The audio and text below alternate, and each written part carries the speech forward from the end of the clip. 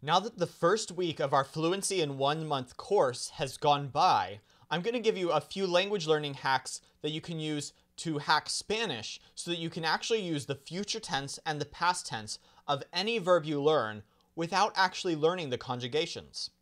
What you're going to do is, for the future tense, let's say you want to say, I am going to have something, or she is going to have something, or we are going to have something. Okay, so that would be tener, right?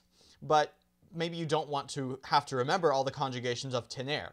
What you can do is you can actually use ir in conjunction with tener to get the same results. So instead of saying tendrá for he will have it, you can actually say va a tener. So he is going to have.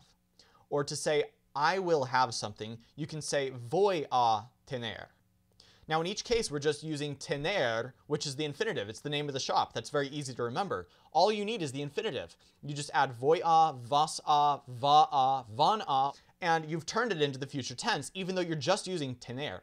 And you can do that with any verb at all. You can do that with any infinitive verb. So you'll learn poder, you'll learn all sorts of other verbs, and all you have to know is the infinitive, and then you can turn them into a future verb using voy a and then the infinitive, or vas a and then the infinitive, or whatever, whichever of the, whether it's you or another person or whatever it is. Now, what about the past tense? So the verb haber is going to come in handy here. And what's going to happen with haber is, remember that haber is going to be used all the time, but only in conjunction with other verbs. So it helps other verbs. Let's say you wanted to say, I went somewhere, but you don't want to remember the past tense. You can use the I form of haber, which is a. Remember Joel, because the bear doesn't like Joel very much, so he says a. So you can say a, and then you'll say the participle form of the verb ir. So I have gone somewhere. And to say that, you would say he ido somewhere. So you're always going to be using participles with haber. Now to remember this, participles are the verbs that happen on the roofs of each of the shops. And our mnemonic for that is, imagine Bear, this big black bear that can't see very well. After a heavy rain, he's going around Yol, he's going around this neighborhood, and he's going to all of the different shops, and he's looking for water, okay? So it's rained, there's water on all the roofs, and what he does is, he gets up on his hind legs, and he sips water from the roof of each shop. It's a strange image, but that's how Bear gets his water. He just sips part of the water from the top of the shops, and it makes part of the roof dry. So a participle, with the stress syllables part-sip, a participle is any verb or any conjugation of a verb that happens on the roof. Now all you have to do to make a past tense of any verb is use haber with a participle.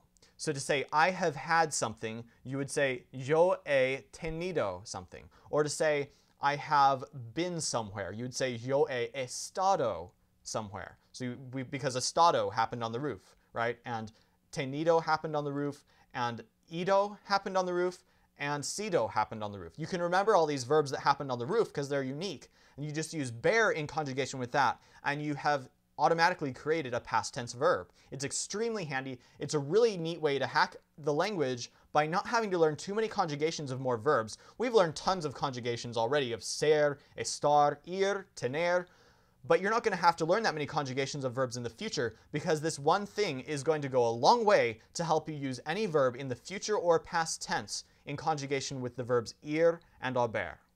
So anyway, congratulations on getting this far in the course. We've done most of the work already. Believe me, we have done most of the work just already in these 6 days.